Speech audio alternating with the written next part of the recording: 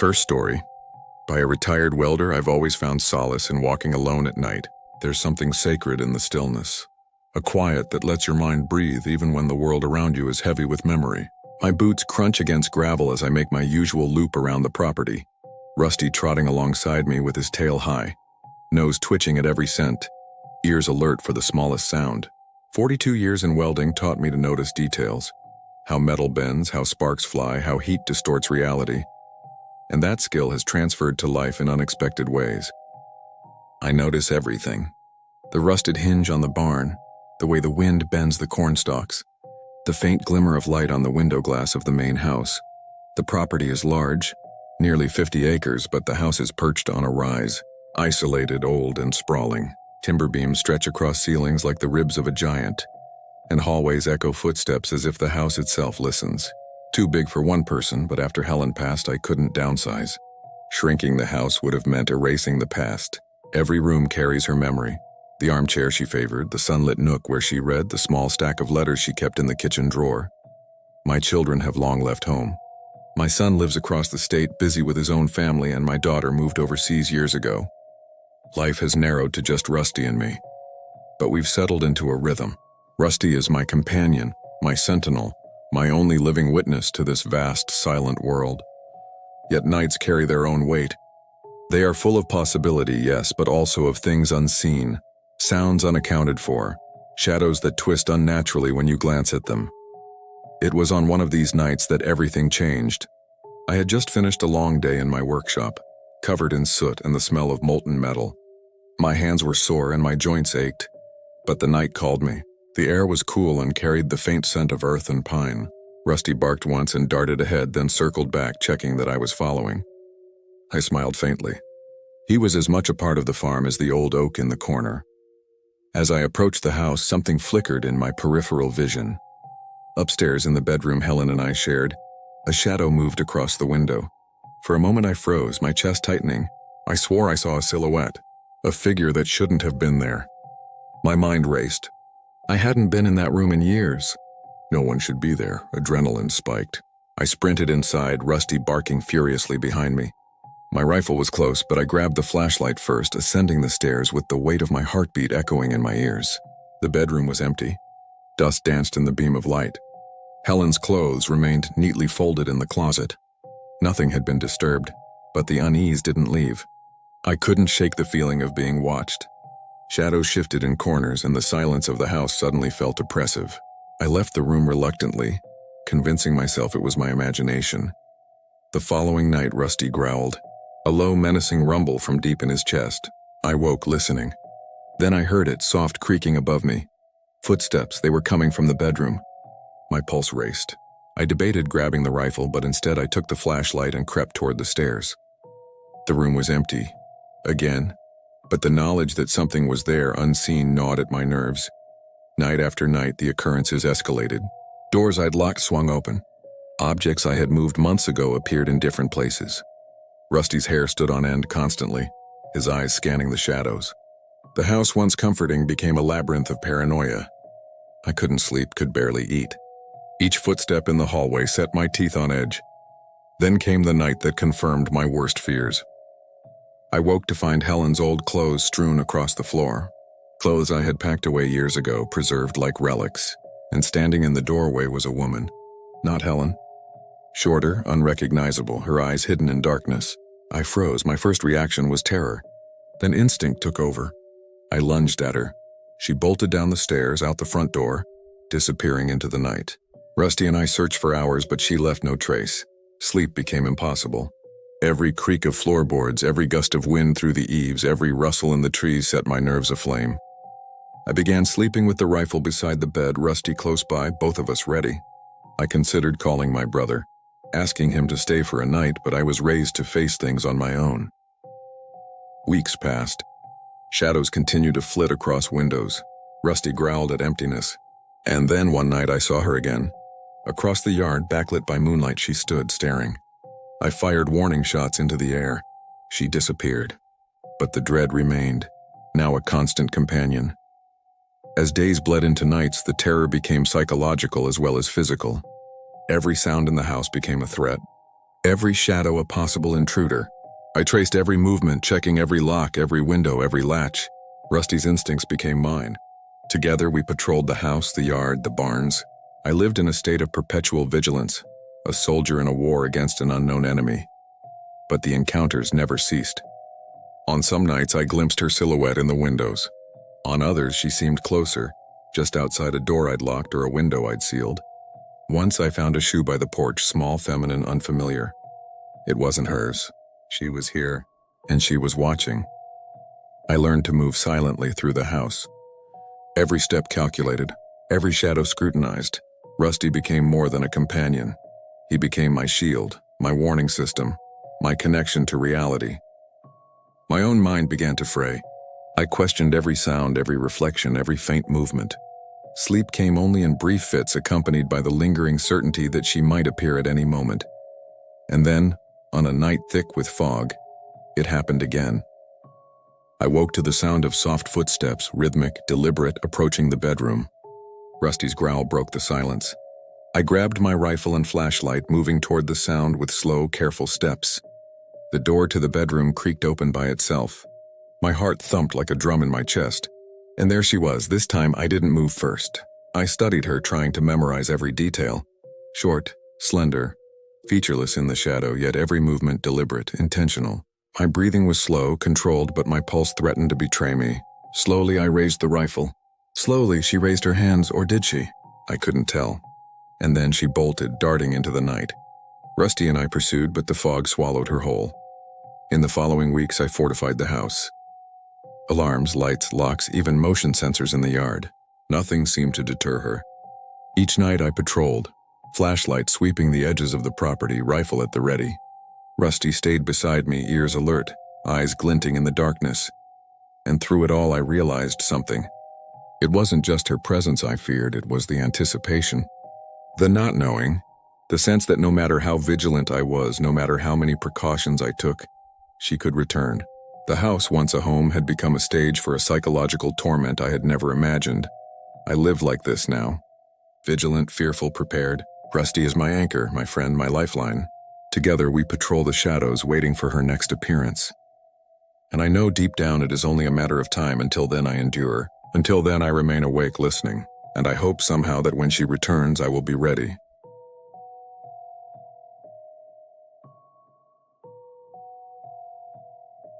Second story, by a late-night driver.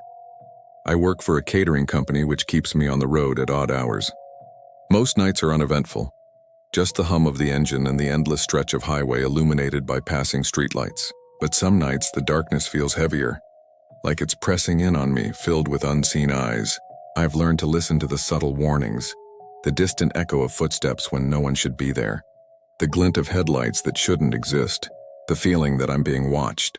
It was one of those nights. I had been driving all evening, hauling trays of food and supplies for an event across the county. The caffeine from energy drinks had worn off, leaving me wired and exhausted in equal measure. By the time I approached the small town where I lived, it was past 2 a.m., the world quiet except for the faint hum of my car's engine. Hunger gnawed at me. My usual choice for late-night snacks was a 24-hour diner just off the highway, a place I knew well. Its neon lights flickered in the dark, an inviting beacon against the blackened streets. I pulled into the drive-thru. A few cars were ahead of me, which was unusual for this hour, and my attention was immediately drawn to an old black sedan parked in the corner of the lot. Its windows were heavily tinted and it sat unnervingly still. No one emerged from it, no engine noise, no lights. At first I convinced myself it was nothing. People often eat in their cars at night, especially here. But the placement, the stillness, it gave me a bad feeling I couldn't shake. I grabbed my food and drove to a nearby nature preserve, a place I had loved as a teenager. There was a trail leading to a scenic overlook of the town, a quiet spot where I could eat and relax. I parked in the gravel lot at the base, planning to walk to the lookout. The fog had started rolling in, thickening the shadows and muting the sounds of the night. Then I saw it again, the same black sedan pulling into the lot and parking a short distance from me. My stomach dropped. What were the chances? This wasn't coincidence. Someone had followed me. I tried to calm myself. I called a friend, Luke, who lived nearby, and asked him to come join me. When he arrived, relief flooded me. At least I wasn't alone. But the sense of danger didn't fade. As we walked toward the trail, the black sedan's doors opened and 4 men stepped out. They stood there, silent, scanning the surroundings. Their movements were deliberate, measured, threatening. My chest tightened, adrenaline coursing through me. The men didn't approach immediately. 3 of them lingered near the car while the 4th vanished into the shadows, partially hidden by the trees. My instincts screamed to run, but I forced myself to stay calm, keeping Luke close. The trail stretched upward, winding through thick underbrush and past old stone markers. The fog made it impossible to see far, and every sound, twigs snapping, leaves rustling, felt amplified. I couldn't shake the feeling that the hidden figure was watching our every step. When we reached the overlook, the city lights below offered a brief reprieve, a comforting glow in the darkness.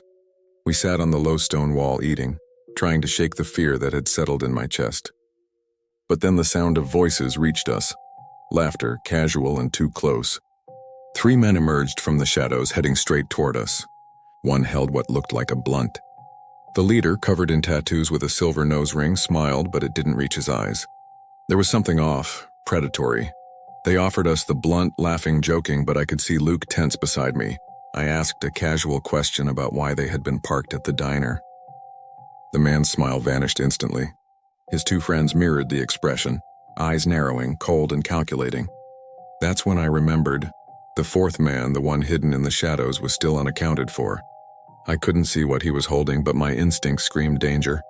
We made a split-second decision. We ran. Down the winding path, our feet pounding against gravel and dirt. Twigs snapped under our weight.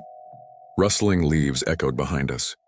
I dared a glance back and saw the 4th man emerge, moving fast, his intentions unclear. The other 3 followed close behind. Fear surged like fire through me. My chest heaved, lungs burning. Adrenaline dulled pain and sharpened focus. We reached the parking lot and threw ourselves into our cars, engines roaring to life. As I sped away, headlights reflected in my rearview mirror. They were getting into their vehicle, trying to follow. My hands shook on the wheel, but I kept my eyes on the road, weaving through the streets to lose them. Luke called out suggestions, trying to stay calm, but I could hear the panic in his voice. We eventually pulled into his street, heart still hammering, breaths ragged. By the time we regrouped and checked for pursuit, they were gone. But the memory of their cold, deliberate movements haunted me. The next day, we went to the diner to report the incident. The manager recognized the description and confirmed something horrifying. One of the men had previously worked there. His girlfriend had dumped him months ago, and he had stalked her relentlessly even after being fired. There was a restraining order. The black sedan, the concealed movements, the stalking, it all made sense now. But it didn't lessen the terror. Whoever followed me was unhinged, unrelenting, and capable of violence. Even now, weeks later, I avoid the roads near that diner and the preserve. The thought of the 4 men, the hidden 4th, the one whose presence we barely saw, still lingers like a shadow in my mind. The fear isn't just memory. It's visceral, constant. A reminder that danger can lurk in the mundane, in the everyday, unseen until it's almost too late. And yet I keep driving. I can't let fear control my life entirely. But every night as the road stretches ahead, the darkness presses in, and I can't help but glance in the rearview mirror, half expecting to see headlights following me once again.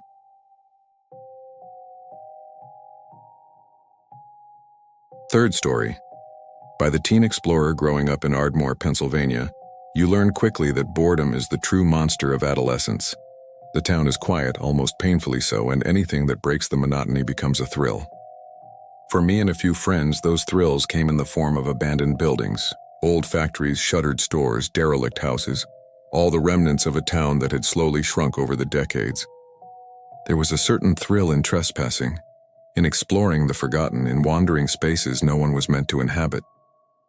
The church on Elmwood Avenue was our favorite, a massive structure abandoned and decaying, sitting behind a tall chain-link fence. Its steeple, chipped and weathered, seemed to pierce the night sky. The front doors were boarded up, but a side window offered entry, a passageway into a space frozen in time. It was Halloween season cold the night we went, the air biting at exposed skin, carrying the scent of fallen leaves and damp earth. I remember the address, 198 Elmwood Avenue, though it feels almost like it belongs to another world now. We were 6. Me, Luna, Gina, Johnny, Max, and Allie. A mix of daring and caution. Some of us thrill seekers, some more hesitant. We had our rituals. Climb the fence, enter through the window, whisper warnings about floorboards that might give way, flash our phones to illuminate dust-filled air. The first thing that strikes you inside isn't darkness, it's absence. The floor. The boards had been ripped away years ago, leaving a gaping hole that revealed concrete stairs descending into the basement. That basement was our playground, our haunted house, our arena of adolescent bravado. That night, we followed the familiar path, climbing the fence with practiced ease. Johnny, already tipsy from a few drinks, fumbled, nearly falling. Luna caught him, her patience fraying, her voice sharp. Inside, the air was thick with dust, the smell of decay, the faint metallic tang of rust.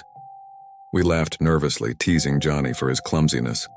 The echo of our voices seemed to swell unnaturally in the empty cavern of the church, magnifying every sound. The basement had 3 rooms, but only one had a door. The others were mere frames, open and dark like portals to something unknown. We started with the largest room, cluttered with broken chairs, old furniture, and the husks of couches left to rot. Max and Allie were the fearless ones, staying close to the darkest corners, curious, probing. I preferred the center, flashlight in hand, heart racing, documenting the exploration in whispered commentary. Suddenly, a door slammed, loud, violent. The sound ripped through the basement, silencing our laughter. Johnny yelped. Luna, Gina, and Johnny bolted toward the stairs, leaving Max, Allie, and me behind. Our courage or foolishness kept us. We crept toward the door, flashlight beams trembling. Inside was a small room, and the first thing I saw was the dresser. Its mirror, cracked and streaked, reflected the dim light. But there was something wrong. Red stains smeared across its surface, sticky, fresh. My stomach churned. This was no paint, no prank. Someone had been here. Recently. Then I saw the photo on top of the dresser. A woman in a wedding dress, black and white, smiling. But the image carried a subtle wrongness, a distortion that made my skin crawl. The air in the room seemed heavier. I backed away slowly, aware of every heartbeat. And then another sound, closer this time. Not from the door we had just opened, but from the next room. Max and Allie finally decided it was enough. I didn't argue.